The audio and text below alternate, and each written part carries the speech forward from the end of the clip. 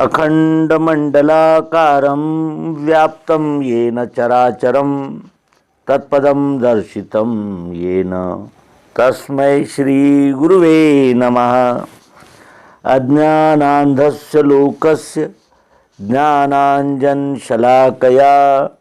चक्षुरुन्मीलितं येन तस्मै श्री गुरुवे नमः।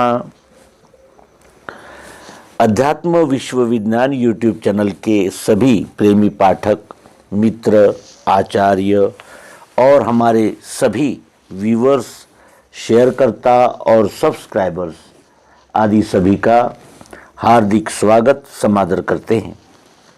मित्रों, प्रश्न उपस्थित हुआ है कि ये जो विभिन्न स्थानों पर विभिन्न प्रतिमाएं प्रतिष्ठापित की जा रही है और विभिन्न स्थानों पर मंदिर, मस्जिद, अग्यारी और जैन मंदिर, बौद्ध स्तूप या विहार इनका निर्माण हो रहा है और वे ऐसे स्थान पर है जहां उस पंथ मत संप्रदाय के लोगों की विशेष आस्था है।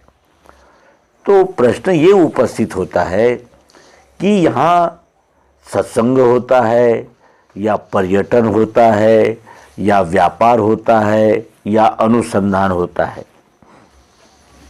और ये प्रश्न इसलिए चर्चा में विशेष रूप से आया है कि सम्मेद शिखर, ये जो जैनों का प्रसिद्ध तीर्थ स्थान है, वहाँ पर्यटन के लिए सुविधाओं का निर्माण राज्य सरकार कर रही है और इसके पीछे उनका उद्देश्य भी कुछ यानी विध्वंसक नहीं है, वो भी नवनिर्माण को प्रोत्साहन देने वाला ही है।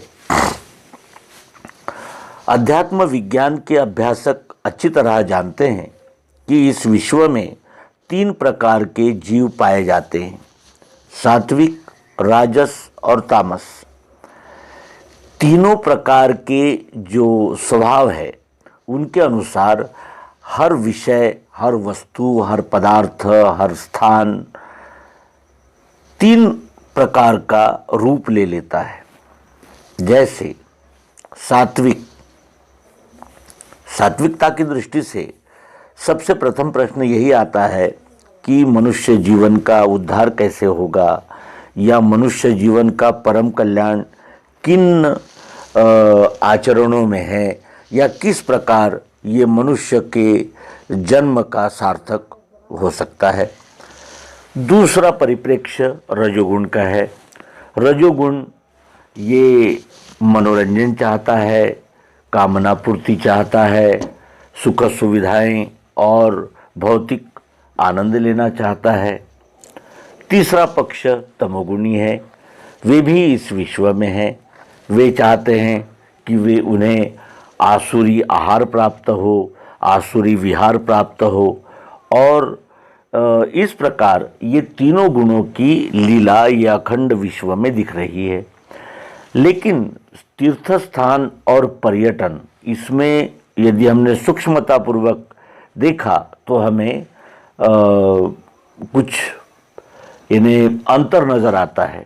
जैसे पर्यटन तो हम गोवा के समुद्र तट पर भी कर सकते हैं, उड़ीसा के समुद्र तट पर कर सकते हैं, या ये विभिन्न जो ऐतिहासिक धरोहरें हैं जैसे ताजमहल है, कुतुब मीनार है, चार मीनार है, इस प्रकार जो अनेक पर्यटन स्थल है वहाँ हम पर्यटकों को आकर्षित करने के लिए विभिन्न प्रकार की सुविधाएं देते हैं और वो उस स्थान पर पर्यटन करते हैं जिससे वहाँ के लोगों को रोज़गार भी मिलता है। जैसे टैक्सी वाले हैं, होटल वाले हैं या अनेक प्रकार की सुविधाएं देने वाले हैं। इन सभी का हित वहाँ इकट्ठा आ जाता है जिससे बेरोजगारी दूर करने में भी सहायता मिलती है और स्थानीय जो लोग हैं उनको रोज़गार मिलता है और विकास भी होता है, वहाँ का स्थानीय विकास भी होता है। इसलिए पर्यटन को बुरा नहीं कहा जा सकता, लेकिन पर्यटन ये विधा और तीर्थाटन, इसमें सूक्ष्म दृष्टि से अंतर नजर आता है। तीर्थ जहाँ जाने से जीव का तरण तारण होता है उसे तीर्थ कहते हैं, और उन तीर्थ स्थानों को यदि पर्यटन का रूप दे दिया जाए तो फिर वहाँ अय्याशी और अनेक प्रकार की उद्दंडता और जिसे कहते हैं अनैतिकता, ये पनपने लगती है, और इसका तीर्थाटन के साथ मेल करते हुए संभ्रम निर्माण होता है। इसीलिए ये भी प्रश्न विशेष चर्चा में है कि क्या सरकार आदेश दे कि किस स्थान का क्या महत्व है और वहाँ क्या होना चाहिए और क्या नहीं होना चाहिए। ऐसा तो नहीं हो सकता, क्योंकि सरकारें तुम्हें पहुँचने के लिए सुविधाएं, यानी अच्छे रास्ते, अच्छे यानी उनको कनेक्टिविटीज़, ये सब दे सकती है, लेकिन ये नहीं कह सकती कि तुम इन सुविधाओं का क्या उपयोग करो। तो ये सब हम पर ही निर्भर है कि हम जहाँ जाते हैं उन स्थानों का पावित्र्य, उन स्थानों का महत्व, महात्म्य, ये सब हम ध्यान में रखें, और उसका उपयोग कैसे करना है ये भी हम पर ही परिलक्षित होती है। क्योंकि एक ही बनारस में वाराणसी भी है और काशी भी है।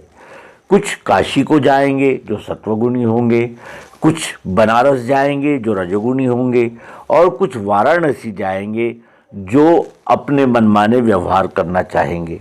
तो तीर्थस्थान तो बदलेंगे नहीं, तीर्थस्थान तो वही रहेंगे, लेकिन हमने पर्यटन और तीर्थस्थान, इनमें जो एक सूक्ष्म रेखा है उसका पालन यदि किया तो हम सत्वगुणी धारा, रजोगुणी धारा और तमोगुणी धारा ये निश्चित कर सकते हैं कि उस स्थानों का पावित्र्य, महत्व, महात्म्य किस तरह हम सुरक्षित रख सकते हैं। सम्मेद शिखर जो जैन पंथाइयों का महत्वपूर्ण स्थान है, वहाँ जो भूमिका केंद्र सरकार और राज्य सरकार ने ली है वो भी विचारणीय है, क्योंकि ऐसे स्थानों पर इन कार्यकलापों को मान्यता नहीं दी जा सकती जो पर्यटन के लिए हम देते हैं, क्योंकि वो जैन पंथियों का जिसे कहते हैं कि आध्यात्मिक साधना केंद्र है। और इसलिए ये निर्णय जो केंद्र सरकार ने लिया वो शासन दृष्टि से योग्य है, और ये निर्णय हमें ही करना है कि हम उन स्थानों से क्या लाभ प्राप्त करते हैं। तो आशा है ये आत्मनिवेदनात्मक निवेदन हम सब मित्रों तक पहुंचा होगा, और वे अवश्य ही इस विषय में विचारपूर्वक निर्णय करेंगे और कमेंट बॉक्स में अपनी राय देकर हमें प्रोत्साहित करेंगे। धन्यवाद। नर्मदे हर।